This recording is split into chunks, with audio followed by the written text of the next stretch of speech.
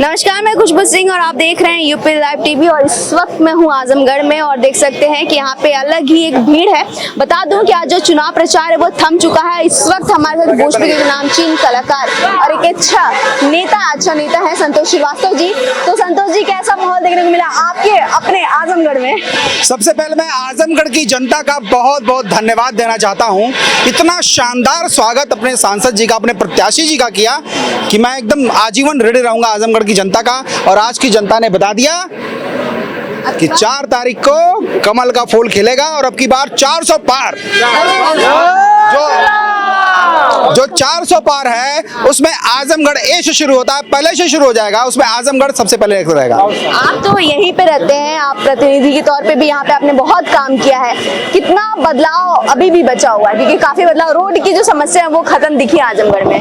हाँ, बहुत जो बड़े बड़े रोड थे, जो आजमगढ़ के चारों तरफ रोड थे और आजमगढ़ के जो हाईवे पे रोड थे, वो सारे रोड अभी बनके कंप्लीट हो गए हैं इस 15 महीनों में ही। जो छोटे मोटे बने वो भी बन जाएंगे, क्योंकि आजमगढ़ की महायोजना यहाँ के सांसद जी ने ला दी है, लागू करा दी है।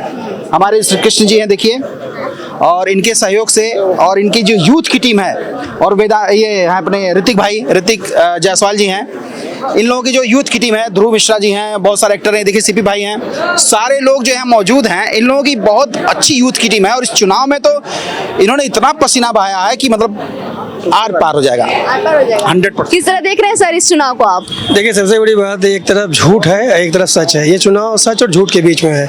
हमने अपने मैनिफेस्टो में हमारा जो संकल्प पत्र था वो लोकतंत्र आधारित था। हमारे जनता से पहले पूछा कि आपको कैसा संकल्प पत्र चाहिए, आपको मैनिफेस्टो किस प्रकार का चाहिए। जनता ने अपने सुझाव जो है मत पेटिका में डालकर लखनऊ के माध्यम से मोदी जी के पास में भेजा और मोदी जी ने उसको अपने संकल्प पत्र में वरीयता देते हुए उसी को संकल्प पत्र बना दिया। इस क्रम में मैं दूसरी बात एक बड़ा महत्वपूर्ण बोलना चाहता हूँ।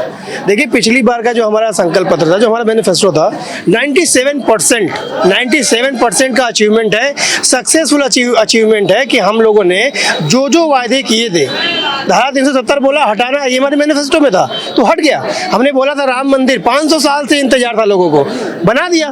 और कहीं ना कहीं आज उसी मैनिफेस्टो पे हम लोग चुनाव लड़ रहे हैं। 25 तारीख को आजमगढ़ में निरहुआ की सरकार इसलिए बनेगी कि जब बहनें, खासकर जो बहनें और माताएं हैं, वो जब जाएंगी और वो जब आकलन करेंगी कि कौन झूठा है और कौन सच्चा है, तो निश्चित रूप से वह यह जानने के बाद, इसका एनालिसिस करने के बाद वो भारतीय जनता पार्टी को वोट देंगी और निरहुआ की सरकार बनाएंगे आजमगढ़ में। आप क्या कहना चाहेंगे? बिल्कुल, देखिए, ये जो चुनाव है लोकसभा का, ये आम चुनाव और जनता का चुनाव नहीं है, ये राष्ट्र का चुनाव है, राष्ट्र के हित का चुनाव है, राष्ट्र के विकास का चुनाव है।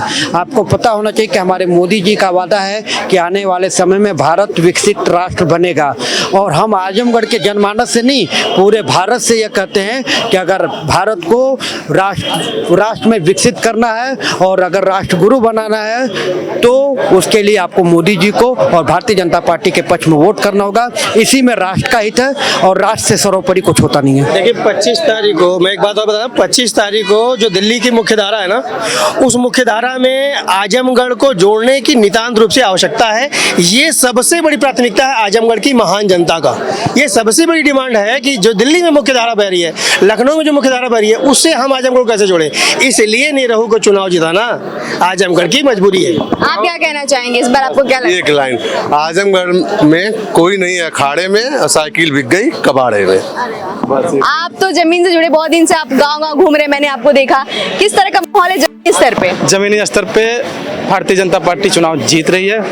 उनके जो हमारे पार्टी के प्रत्याशी हैं दिनेश लाल यादव, 15 महीनों में 25 साल का काम किया है, तो ये काम बोलता है। जनता बोल रही है, तो जनता अब चिल्ला रही है कि हमको निरहु को ही जिताना है, क्योंकि जो बैक गियर लगा था आजमगढ़ पे, उसको सीधा वाला गियर लगा दिया निरहु भैया, और विकास का जो गंगा बह रही है उसको आजमगढ़ रुकने नहीं देना चाहती है। इसलिए फिर से एक बार निरहुआ को सांसद बनाना चाहती है। चला गया।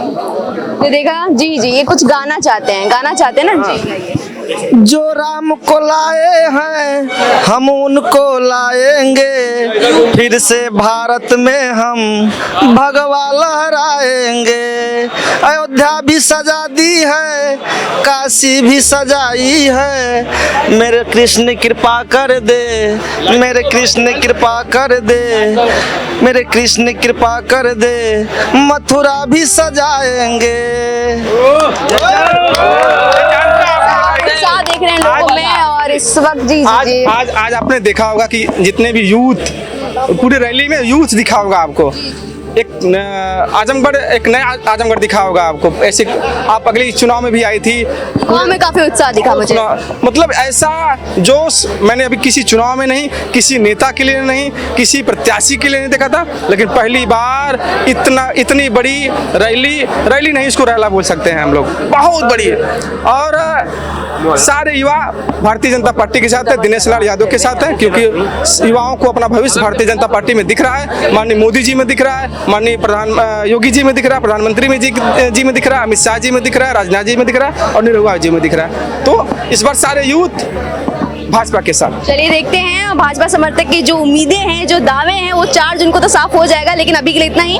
ऐसे और भी अपडेट्स आपको मिलते रहेंगे, तो बस बने रहिए हमारे साथ और देखते रहिए UP live TV. Camera person Raman के साथ मैं खुशबू सिंह, आजमगढ़।